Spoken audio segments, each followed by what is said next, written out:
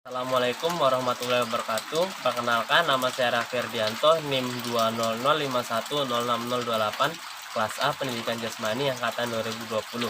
Pada kesempatan kali ini, saya akan membahas sebuah materi tentang manajemen penjas dalam olahraga.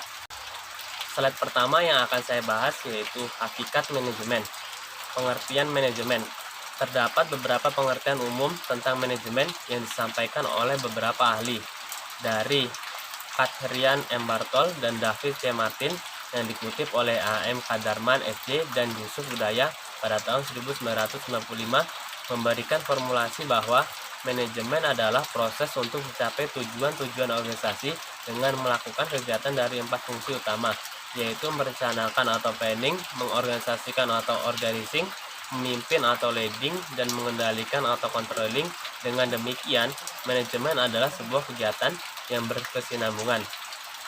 Sedangkan dari Stoner, sebagaimana dikutip oleh T. Hani Handoko pada tahun 1995, mengumumkan bahwa manajemen adalah proses perencanaan, pengorganisasian, pengarahan, dan pengawasan usaha-usaha para anggota organisasi dan pengguna sumber daya organisasi lainnya agar mencapai tujuan organisasi yang telah ditetapkan. Slide yang ketiga yaitu filsafat manajemen. Adapun filsafat manajemen terbagi menjadi 5. Yang pertama yaitu filsafat idealisme atau suatu keadaan yang amat sempurna yang menjadi pola dari segala sesuatu yang kita dapat di dunia ini. Yang kedua, teori filsafat realisme menyatakan dunia ini dan segala sesuatu yang terdapat di dalamnya adalah kenyataan yang tidak dapat dibantah.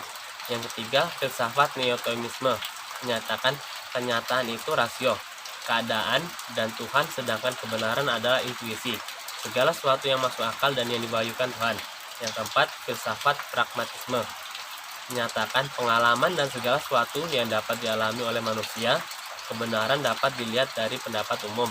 Dan yang kelima, filsafat eksistensialisme menyatakan kenyataan adalah eksistensi atau keadaan yang menyerupai itu, kebenaran adalah pendapat yang sejalan dengan pandangan pribadi seseorang. Slide selanjutnya yaitu perilaku organisasi dalam manajemen olahraga.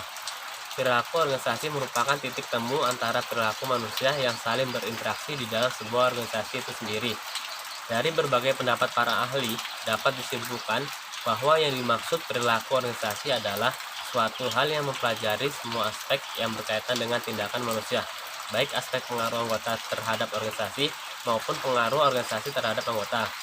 Sedangkan perilaku manusia adalah semua kegiatan atau aktivitas manusia, baik yang diamati langsung maupun yang tidak dapat diamati oleh pihak luar, juga dipengaruhi oleh sikap, emosi, nilai, etika, kekuasaan, atau genetika. Selanjutnya yaitu pengaruh perilaku dalam organisasi. Memahami perilaku menjadi sangat penting karena perilaku adalah suatu fungsi dari interaksi antara individu dengan lingkungannya. Individu membawa tatanan dalam organisasi berupa kemampuan, kepercayaan, pribadi, pengharapan, kebutuhan, dan pengalaman masa lainnya. Oleh karena itu, manusia selalu menjadi motor penggerak dalam setiap kegiatan yang ada, baik itu kegiatan untuk manusia itu sendiri sebagai individu maupun manusia sebagai makhluk sosial. Selanjutnya, pengertian komunikasi dalam organisasi. Komunikasi dalam organisasi merupakan proses pencapaian informasi yang akurat dan pemahaman atas informasi dari suatu unit pengirim ke unit yang lain menerima.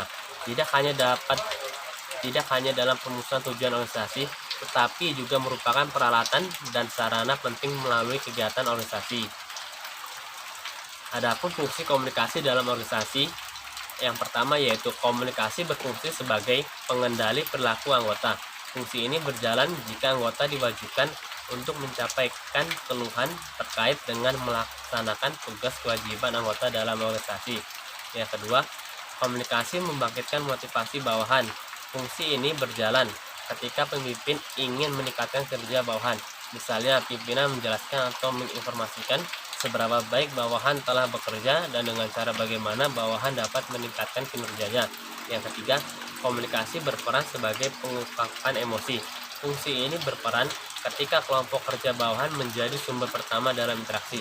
Fungsi ini berjalan ketika pemimpin ingin meningkatkan kinerja bawahan.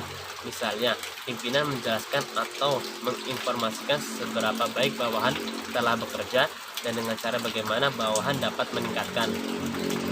Adapun hambatan-hambatan terhadap komunikasi yang efektif, yang pertama yaitu komunikator menggunakan bahasa yang sukar dipahami, perbedaan persepsi akibat latar belakang yang berbeda, terjemahan yang salah, gangguan fisik.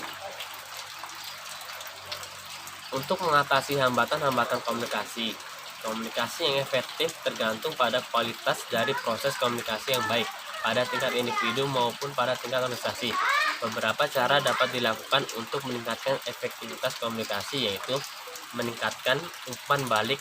Salah pahaman dapat dikurangi jika proses umpan balik dilakukan dengan baik. Empati. Empati pada dasarnya merupakan komunikasi yang dilakukan berorientasi pada menerima. Pengulangan cara yang efektif untuk meningkatkan efektivitas komunikasi adalah mengulangi pesan. Sekian dari saya akhiri. Wassalamualaikum warahmatullahi wabarakatuh.